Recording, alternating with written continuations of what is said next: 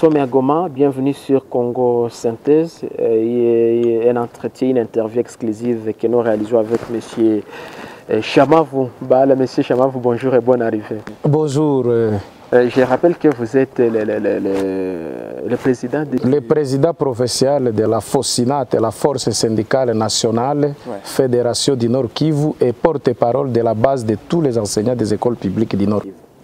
Voilà, alors M. Bala, pour commencer, il faut dire il y a un problème aujourd'hui dans l'enseignement. S'il faut rester d'abord sur le plan provincial, au niveau provincial ici à Goma, là où on est.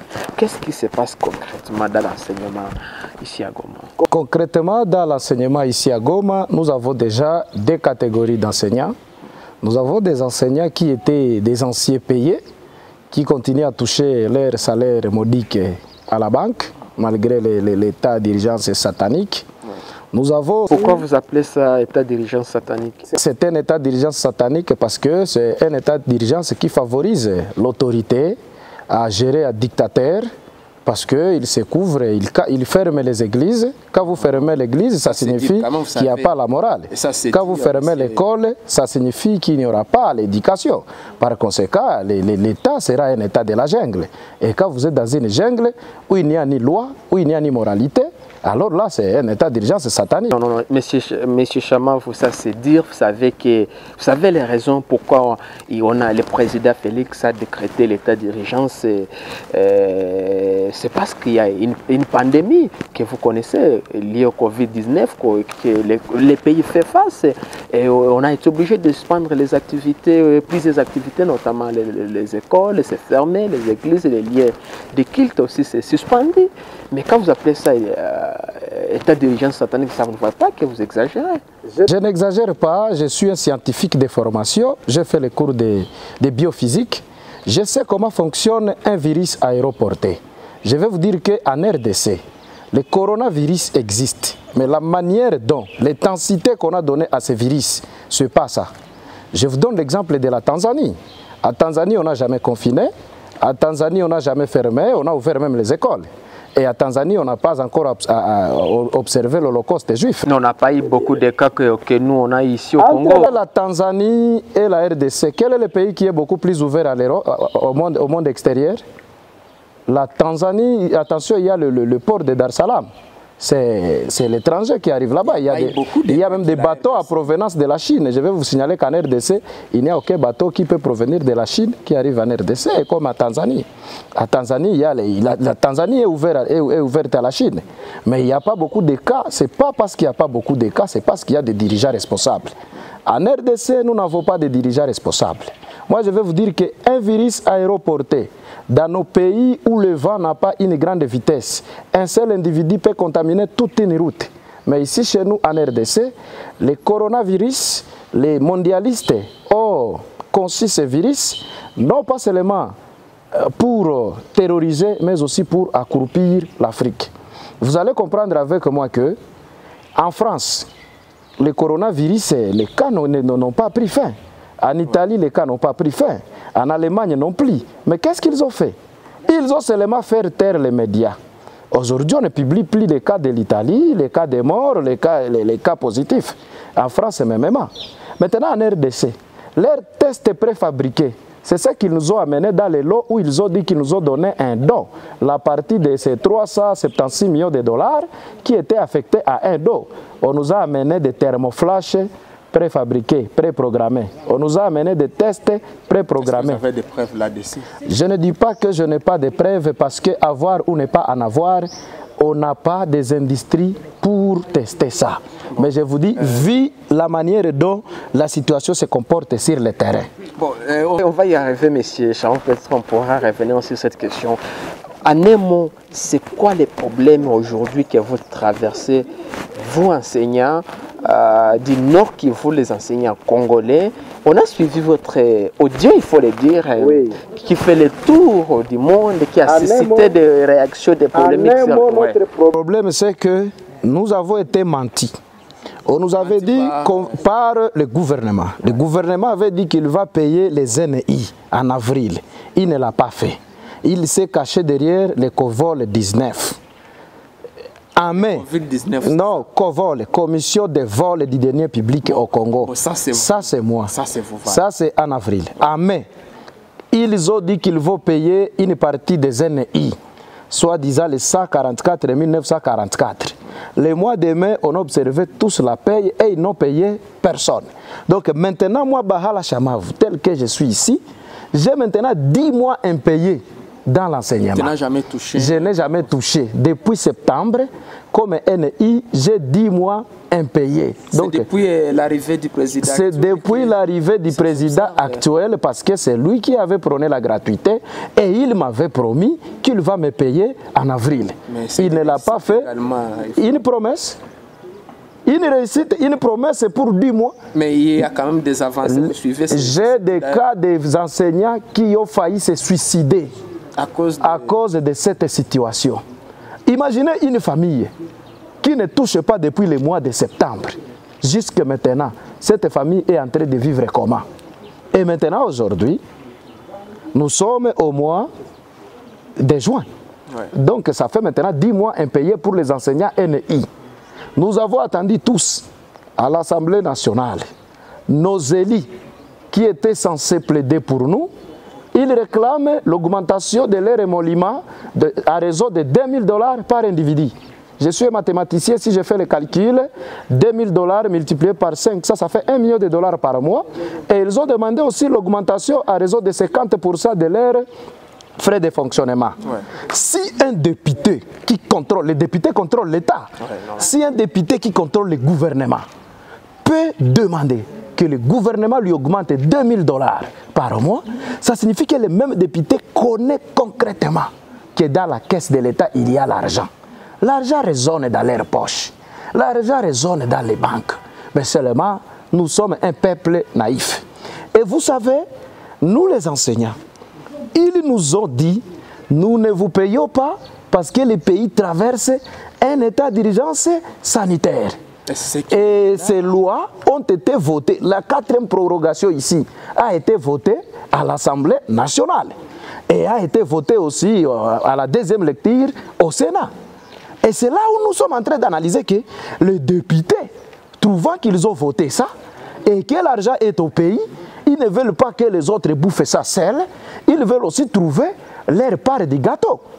Et nous maintenant enseignants, côté enseignant, nous maintenant enseignants, ouais. Nous qui succombons, nous qui souffrons, nous qui sommes au mouroir, ouais. Nous qui vivons maintenant dans un pays qui se comporte comme un cas de concentration. Ouais. Et nous allons accepter mourir parce que seulement on veut respecter une loi. C'est pour cette raison que je suis en train de dire aux autorités, avant que Lumumba puisse décrocher l'indépendance, il y a plusieurs lois qu'il avait transgressées, mais dans l'intérêt du peuple. Il y a des lois qui sont en train d'être promulguées pour accroupir la population, parce qu'ils savent très bien, s'ils ouvraient les écoles, s'ils ouvraient les activités, s'ils donnaient un espace à la population, un espace d'échange, les gens vont se mettre ensemble, les gens vont réfléchir, les gens vont mûrir les idées et ils vont constituer une grande force pour les booster hors de nuire. Alors, au lieu d'arriver à ça, ils ont trouvé bon de nous laisser de confinement à confinement, d'isolement en isolement, pour des futilités qui n'ont pas un sens logique. Messieurs les journalistes, je vais vous donner le cas de la gestion du Covid-19 ici à Goma. Dans un bus de transport civil, le bus, son siège a 1,40 m. Sur 1,40 m, 3 personnes s'asseyent là-bas. Le banc dans une classe a 1,20 m. Sur ces bancs, il y a 2 élèves. Entre dans un bus et dans une école, où est-ce que l'État, où est-ce que la mesure là est respectée? Non, vous savez, à l'école, il y a beaucoup de monde là, beaucoup de jeunes qui viennent là, contrairement aux gens qui fréquentent les bus quand même, c'est pas la même. Contrairement aux gens qui fréquentent les bus, mais ces gens qui fréquentent les bus ont des enfants qui sont des jeunes à la maison. N'est-ce pas ça? Ça, c'est la première version. Deuxième version, allez au bureau des partis politiques. Allez au bureau, nous sommes à Goma. Allez devant les bureaux de la Mouka là-bas. Vous allez voir chaque jour devant ce tableau, il y a plus de 60 personnes qui lisent. Qui passe, pas qui passent et lisent, qui se mettent là-bas en train de discuter politique. Allez devant les bureaux de l'IDPS, devant la maison là des cassés. Le parti au pouvoir, les bureaux de l'IDPS. Vous allez voir combien de personnes se mettent là-bas. Descendez ici, là où il y a les bureaux ici de chez Kimburu, à Mabanga. Les bureaux de l'IDPS et Fédération présidentielle de la jeunesse. Vous allez voir combien de personnes se trouvent là-bas. Messieurs les journalistes, on est toujours en train de parler des attroupements. Je vous informe que le ministre de l'enseignement, de l'intérieur, lui-même en personne, provincial ici à Goma, oui, a tenu une réunion ici, dans la salle Safina, dans la sète de Notre-Dame d'Afrique. Cette réunion, quand il est venu parler des problèmes de la sécurité, on était là à plus de 200 personnes. Moi-même y compris, avec les deux commandants de la ville, avec le maire de la ville et les deux bourgmestres. Et là, comme ce sont des autorités, les mesures d'hygiène, on s'en fout. Je prends l'inspecteur provincial de l'éducation, l'IPP. Il tient des réunions dans la même salle ici à l'Institut Majengo. Donc, à Nemo, où il réunit à Nemo, les autorités, oui, font des réunions parce que, et pour eux, la loi n'existe pas. Mais nous, les paisibles citoyens, quand nous voulons nous mettre ensemble pour discuter de nos problèmes, sachant que en se mettant ensemble, nous allons constituer une force, ils nous dispersent. C'est pour cette raison que nous sommes en train de dire, trop c'est trop. Ce n'est pas l'enseignant dans tout ça qui souffre. C'est l'enseignant NI et NP, c'est le pasteur, c'est le petit commerçant, donc le citoyen lambda. C'est lui qui souffre de cette situation. Parce que quand l'argent entre dans les trésors publics, ces gens-là se distribuent cet argent parce qu'ils savent que personne ne va leur demander, parce qu'ils vont dire tout a été alloué à la gestion de la riposte contre le coronavirus. Alors nous maintenant les enseignants, nous souffrons, nous ne sommes pas payés, nous ne savons plus même quoi manger. En tout cas ces derniers temps, on se demande même de l'eau à boire, nous manquons. C'est devenu difficile. Je vous dis, même de l'eau à boire, un enseignant n'est pas capable d'en avoir dans sa maison. Non, il y a cette pénurie d'eau à Goma, c'est normal. Mais alors monsieur Ebala, c'est quoi votre programme concrètement et qu'est-ce que vous recommandez aujourd'hui? C'est que nous sommes en train de demander à notre présidence de la République, c'est de cesser de nous traiter comme des animaux. Non, parce que il y a la maladie qui est là. Je vous dis ceci. Si la maladie est là, nous sommes des responsables. Chaque individu au monde est responsable de sa santé. Ce que l'OMS devait faire. Mais il y a les responsables. S'il vous plaît, oui. Je suis un scientifique. En termes d'immunité, les hommes n'ont pas la même capacité d'immunité. L'immunité de X est différente de l'immunité de Y. Ce que l'OMS devrait faire, chacun devrait avoir son médecin. Chacun devrait aller se faire soigner. Est-ce qu'au Congo c'est possible avec la situation? Depuis que les maladies sont au Congo, si on vous demandait de faire un rapport entre ceux qui sont morts de la malaria, ici en province du Nord Kivu, depuis le mois de mars, et faire un rapport de ceux qui sont morts de la Covid-19, quelle est la maladie qui a tué plus que l'autre? Non, on essaie d'abord quand même de se protéger contre la Covid. C'est normal qu'il y ait de persistance, qu'il n'y ait pas beaucoup de morts, vous le savez. Non, quelle protection? Mais on a créé l'histoire des cas chenins. Oui. Vous savez pourquoi? Voilà. C'est parce que l'UNICEF a mis plus de 2 millions de dollars à la disposition du gouvernement provincial ici pour la question des cas chenins. Et c'est comme ça que pour couvrir ces montants, ils ont publié sur tous les médias qu'ils ont distribué les cas chenins aux gens. Mais moi qui vous parle ici, je n'ai jamais vu un cas chenin donné par le gouvernement provincial. Ils ont donné certes quelques lots qui ne pouvaient même pas réaliser 200 000 cas chenins. Alors ça, c'était pour couvrir cet argent. On a désisolé cette ville de Goma. Pourquoi? C'est parce que le gouvernement provincial avait décroché ces 10 millions. La propagation de cette maladie, c'est ça ce qui est... On a isolé la ville quand on était à 8 cas. On a désisolé quand on était à 43 cas. Non, il y a déjà des avancées quand il y a quelques cas de guérison qu'on a déjà... Je vous dis ceci. Alors, concrètement, nous tendons vers la fin de cet entretien, M. Baala. Oui. Le message c'est quoi le message fort? Le message fort que nous lançons au président de la République, nous les enseignants du Nord Kivu, les enseignants NI et les enseignants payés, regroupés au sein de la FOSINAT, nous lui demandons de payer les enseignants, tous les enseignants. Il n'y a pas question de dire... Même s'il n'y a pas cours... Il n'y a pas cours, il y a cours, les enseignants ont droit à leur salaire. Nous lui disons aussi de nous ouvrir les activités, comme le président Magufuli en Tanzanie. Là aussi, il y a un peuple bantou. Ce peuple supporte Corona. Et je lui dis, un peuple sans éducation et sans église, c'est un peuple qui va vivre dans une jungle. Donc, et c'est pour cette raison que je continue à appeler tous les enseignants de la province du Nord Kivu à notre assemblée générale qui se tiendra demain mardi le 16 juin à l'inspection provinciale de l'éducation. Je dis bien à l'inspection provinciale de l'éducation parce que là, c'est un endroit public de l'État et ces gens sont censés, parce que c'est l'inspection qu'on utilise pour venir faire passer des décisions qui n'ont pas de soubassement logique au niveau de l'enseignement. Et c'est pour cette raison que jusqu'à maintenant, les NI, on va commencer à enterrer un à un avec la famine. Mais là, vous appelez à la violation de l'ordre. Vous savez, quand vous appelez les enseignants, on sait qu'ils sont nombreux. Et pourtant, parmi les mesures prises, on ne peut pas dépasser un nombre. En public, on ne doit pas manquer son cache-nez et respecter la distanciation sociale. Tout à ne pas dépasser le nombre de 20 personnes. Tout à ne pas dépasser le nombre de 20 personnes. Je vous pose la question. À Kinshasa, lorsqu'il fallait montrer la candidate qui va succéder Jean-Marc Kabunde, vous avez vu les vidéos? Dans cette salle, comme c'est le parti au pouvoir, il y avait combien de personnes?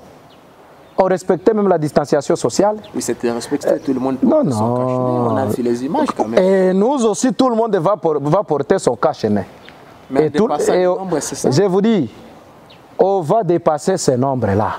Nous serons là même jusqu'à 1500. Et vous ne craignez pas que la police... Nous sommes dans la loi de la jungle, là où il n'y a pas d'école. Je vous dis, c'est la pédagogie, c'est l'enseignement de qualité. Donc, preuve à l'appui.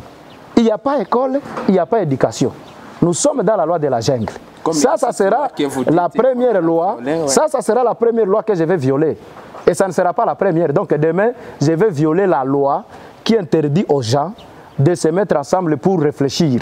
Si pour violer cette loi, je vais aller en prison, j'accepte parce que le gouvernement aussi a violé une loi qui devrait me payer lorsque je travaille pendant 10 mois. Mais ce que vous voulez faire, ça s'appelle incitation. Vous voulez appeler j'incite la population à la révolte, c'est vrai. Et j'assume, je dis bien, j'incite la population congolaise à la révolte. Parce que sans révolte populaire, il n'y aura pas d'évolution. Chers téléspectateurs, nous arrivons presque à la fin de cet entretien. Vous le suivez, on l'a invité aujourd'hui pour qu'il nous parle de la situation qui est enseignant. Ils sont en train de traverser pour le moment. Vous suivez cet entretien sur Congo Synthèse.com. Merci. Alors, peut-être avant qu'on se quitte avec M. Balan, c'est quoi, pendant moins d'une minute, un dernier message que vous voulez ajouter? Le seul message que je vais ajouter au peuple est que l'enseignant doit être payé. Et si l'enseignant n'est pas payé, il n'y a pas d'éducation, ça signifie que tout le pays sera dans les chaos. C'est ça. Merci, mesdames et messieurs. Nous arrivons à la fin de cet entretien. Si vous l'avez aimé, n'hésitez pas à commenter, aimer, partager. Abonnez-vous également sur notre chaîne. Merci, mesdames et messieurs. L'entretien réalisé depuis Goma. C'est dans la partie est de la République démocratique du Congo. Justin Kabumba. J'étais à sa présentation derrière la caméra chez Mère du Japon. Merci de nous avoir suivis prochainement. Donc, on s'est fixé rendez-vous demain pour un nouveau numéro, pour un nouveau invité. Nous vous disons bye bye.